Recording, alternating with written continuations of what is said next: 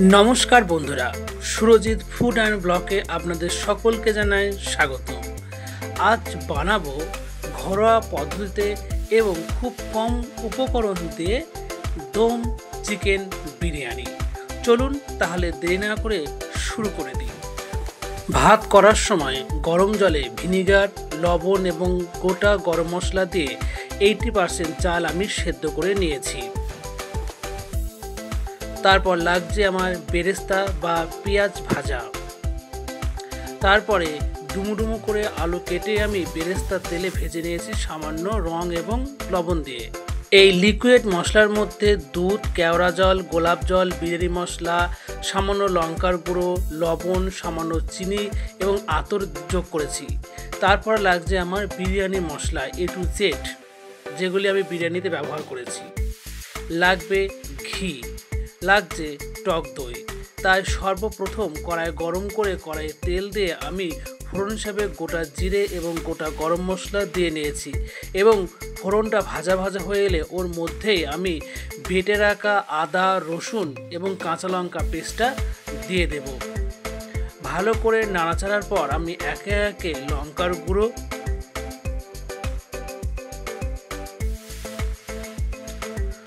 হলুদ গুঁড়ো,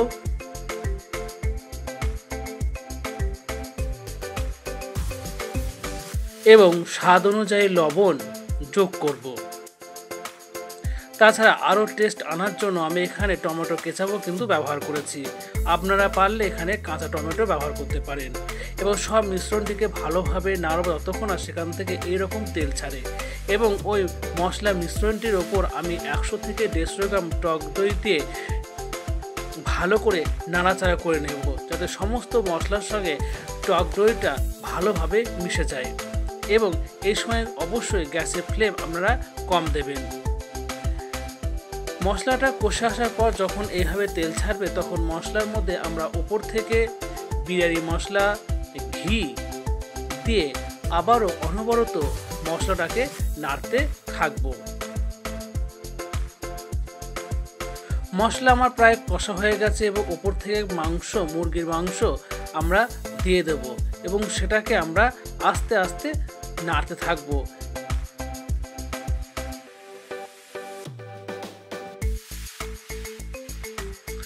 এবার মশলার সঙ্গে মাংস ভালো করে আমরা মাখিয়ে কষে নেব যতক্ষণ না সে মাংস থেকে তেল ছাড়ছে।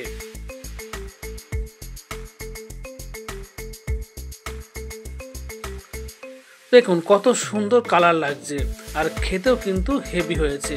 একটু গ্রেভি আনার জন্য আমি এখানে হালকা গরম জল ব্যবহার করেছি। এটা সম্পূর্ণ অপশনাল, আপনারা চাইলে দিতেও পারেন এবং না দিতে পারেন। যাই হোক, আমার মাংস হয়ে গেছে, মাংস তুলে নিয়েছি এবং ওই গ্রেভির মধ্যে আমি ভেজে রাখা আলু দিয়ে কিছুক্ষণ নাড়াচাড়া করে নেব, যাতে আলুগুলোর মধ্যে গ্রেভির স্বাদ ঢুকে যায়। আপনারা অবশ্যই এই রেসিপিটা একবার হলেও ট্রাই করবেন। এবার হলো আসল কাজ, বিরিয়ানির লেয়ার দেওয়া। তাই সর্বপ্রথম আমি একটি পাতিল নিয়েছি, পাতিলের মধ্যে সামান্য সাদা তেল এবং ঘি আমি দিয়ে নিয়েছি। তারপর আমরা প্রথম লেয়ারে ভাত দেব।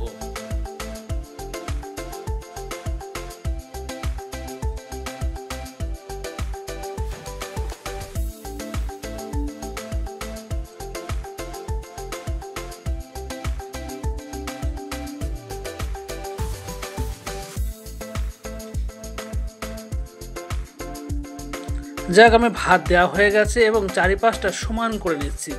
তারপর ভাতের পর আমি সামান্য একটু লবণ দিয়েছি, আপনারা চাইলে দিতেও পারেন নাও পারেন। এবার দেব বেরেস্তা বা পেঁয়াজ ভাজা।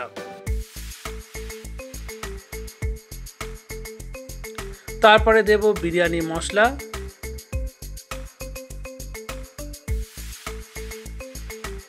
দেব লিকুইড মশলাটা, যাতে বিভিন্ন ধরনের মশলার সংমিশ্রণে এই লিকুইডটা করা আছে। ওপর থেকে ছড়িয়ে দেব ঘি,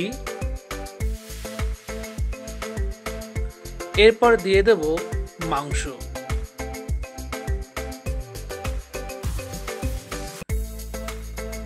মাংস দেওয়ার পর আমি দিয়ে দেব আলু, মশলাতে কষিয়ে রাখা আলু।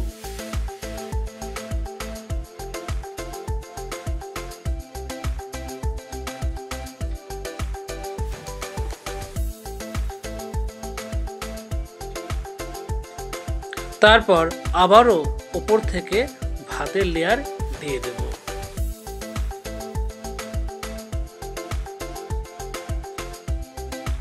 আমি এইভাবে দুটো লেয়ার করেছি, আপনারা পারলে এর থেকে কম বেশি লেয়ার কিন্তু দিতে পারেন। সে একই সেম পদ্ধতিতে ভাতের ওপরে সামান্য লবণ, বিরিয়ানি মশলা, বেরেস্তা, লিকুইড মশলা,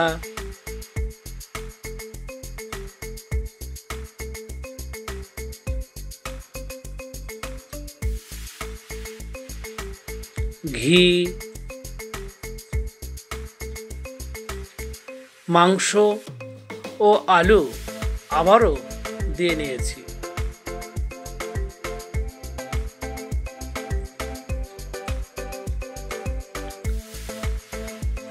এবং ওপরে একটু আমি গ্রেভিও যোগ করে দিয়েছি, যাতে খেতে আরও টেস্ট হয়।